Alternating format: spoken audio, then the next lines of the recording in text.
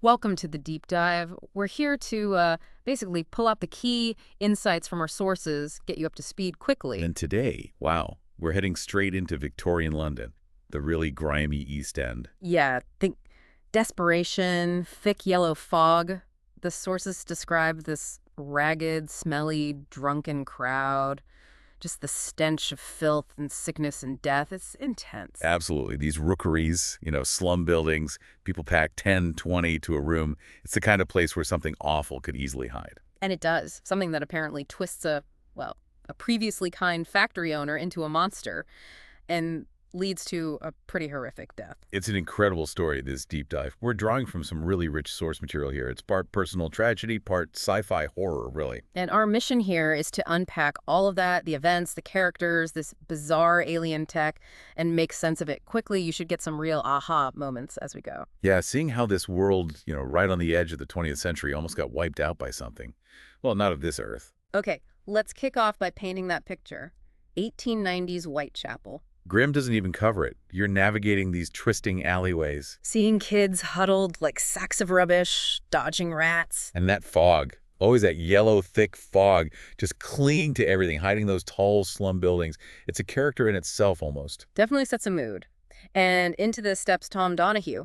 He used to work at Sears Superior Bottles. Right, but now he's described as confused, exhausted, starving, angry, and scared, just completely broken down. He lost his job, didn't he, after a bad accident at the factory? Yeah, a really severe hand injury, got caught in the whirling cogs. And the worst part, maybe, is that his boss, Nathaniel Seers, who used to be kind and generous, suddenly wasn't. He just changed, became cruel and mean-spirited, threw Tom out. and that injury, it sounds horrific. The pain attacking his very bones, fingers going black. Swelling, splitting. The source mentions a stench like rotten meat. They identify it later as gangrene. Just awful. But Tom, he still had this tiny shred of hope. He goes back to the factory. Thinking maybe Sears would find his humanity again. Show some pity. Exactly. Which just shows how desperate he was. But what he finds, well, it's not humanity. He looks into an equipment shed, right? And sees Sears. Yeah, Sears is all disheveled, sweaty, wearing this apron, like a butcher's or mortician's apron, splattered with blood and tissue. Ugh.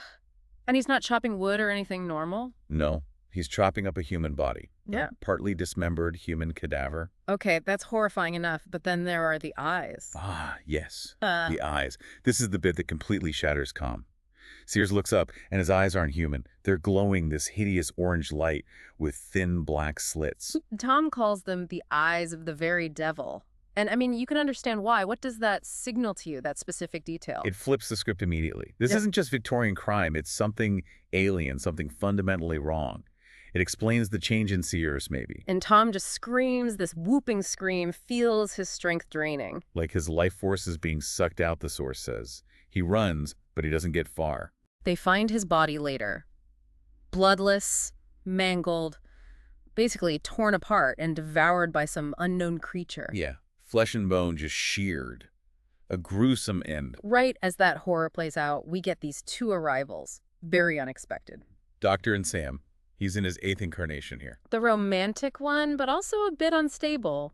Still settling in after a violent regeneration, tends to babble a bit. Right, and Sam's with him. She's young, 17, tries to act cool and streetwise, but she's got this sense of wonder, too. And she's immediately worried about her Walkman being an anachronism, which is kind of funny given everything else. Totally. Their first real encounter was with Tom Donahue, just before the end. He's delirious, terrified, hand looking awful. Muttering about the devil himself, eyes glowing like lanterns. And Sam naturally wants to help him. Just instantly, can't we save him? But the doctor hesitates. He's worried about temporal vibration, messing with history. Yeah, that classic doctor dilemma. Saving one life versus potentially endangering millions if he glitches the timeline with future tech or knowledge. What's your take on that constant burden he carries? It's immense, isn't it? Seeing the big picture means sometimes you can't intervene in the small tragedies, even when you desperately want to. It must be isolating. Absolutely. So Tom dies, and the investigation properly kicks off at the mortuary. Enter Litefoot, eminent physician and police pathologist. He's completely stunned by Tom's body. He says it looks like it's been devoured by an alligator, which is, quite the statement for a Victorian pathologist. And the doctor, cool as you like, just goes, oh, something far bigger than that. with teeth a foot long. Talk about making an entrance. He doesn't do subtle, does he? Next, they head to the factory itself. Seers' place, described as a living depiction of one kind of hell. Roaring machinery, smell of hot metal. They talk to the workers.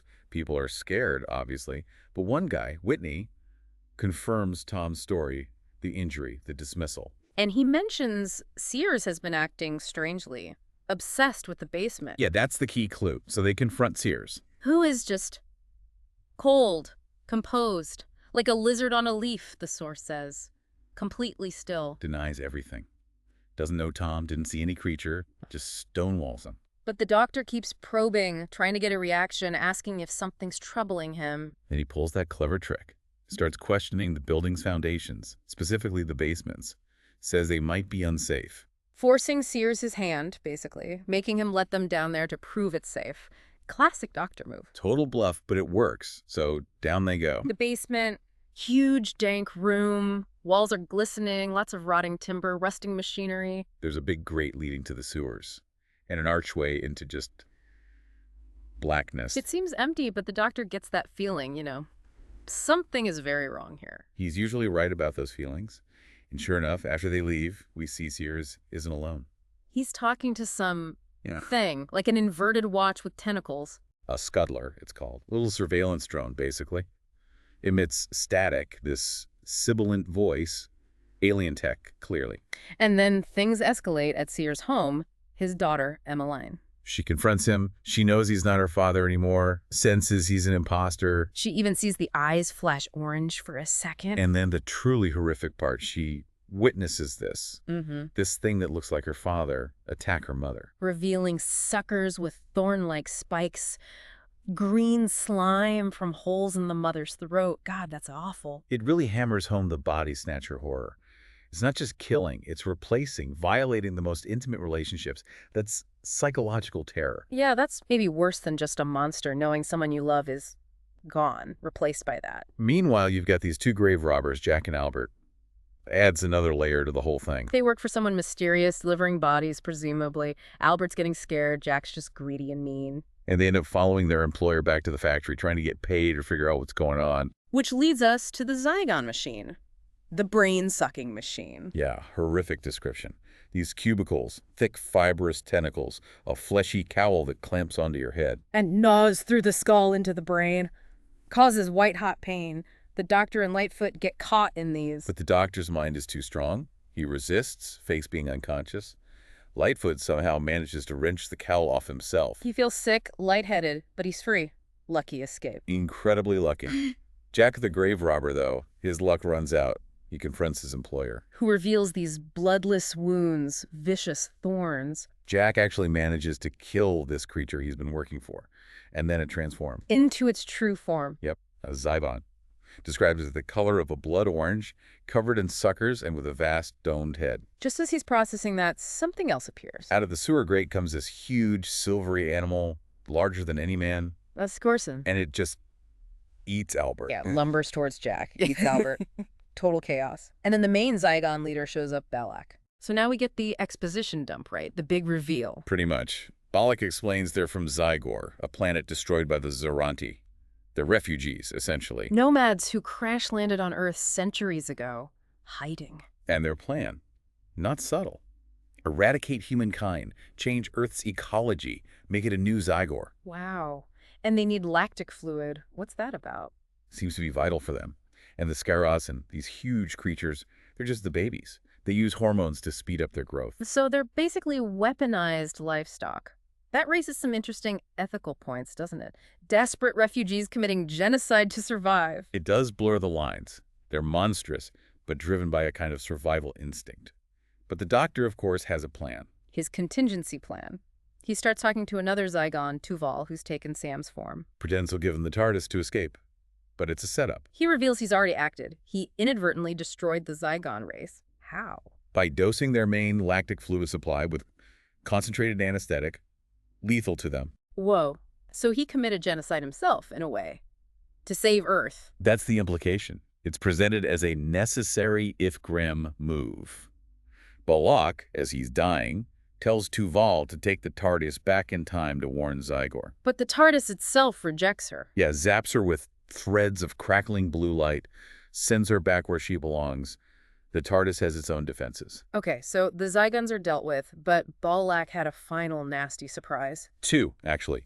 First, the ship self-destructs. He triggers it as he dies, sends some volatile and highly toxic substance through its systems. Designed for complete disintegration, take all their tech with them. And second, he unleashes the Skarasen, all 200, maybe more, programmed to just rampage through London. Tuval even says they can't be stopped by any human weapons of the time. Which kicks off London's last stand. Huh? Oh, and before that, Jack Howe, the surviving grave robber, leads a mob to burn the factory down. Right, thinking it's just generally a place of evil, which, I mean, it was.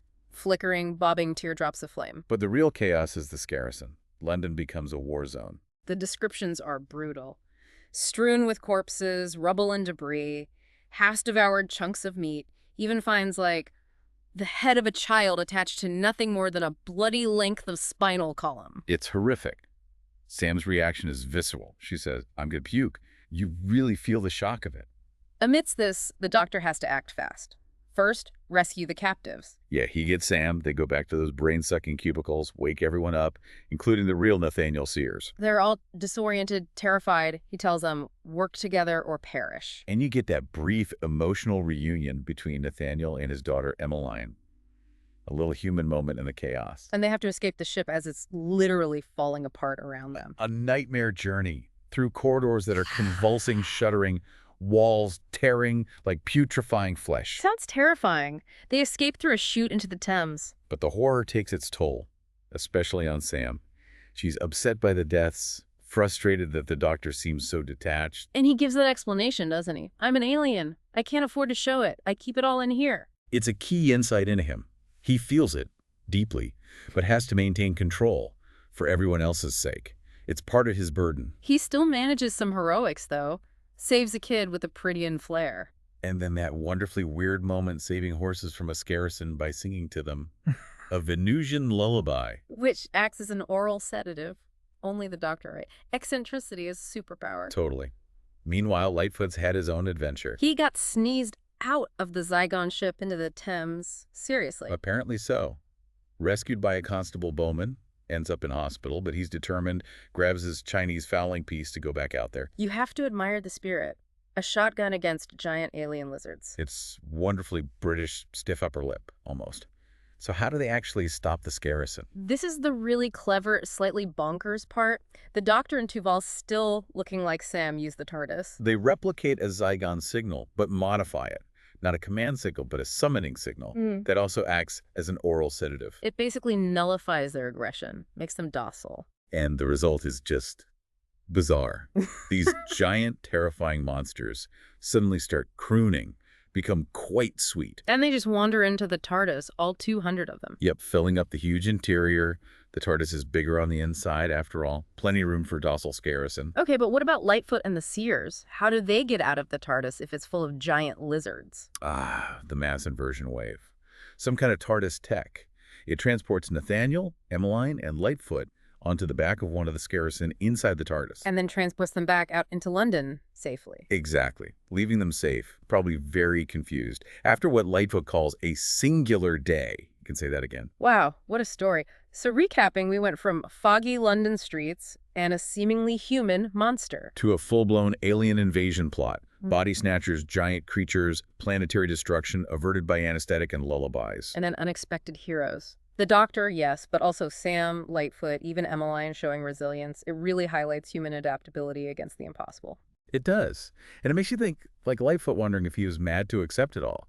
How do you process something so far outside normal reality? What does it say about us that these alien horrors can be overcome by, well, ingenuity, courage, and a bit of helpful eccentricity? It's a hopeful message, maybe, hidden within the darkness. So the final thought we want to leave you with from this deep dive is this. In our own world, which is full of confusing information, constant change, maybe even things that seem terrifyingly unreal, how do you tell the difference between a genuine threat and, say, a delusion? Yeah, and what inner resources, what personal Venusian lullabies or fowling pieces do you rely on when your own sense of reality feels like it's being stretched thin? something to ponder. That wraps up this deep dive.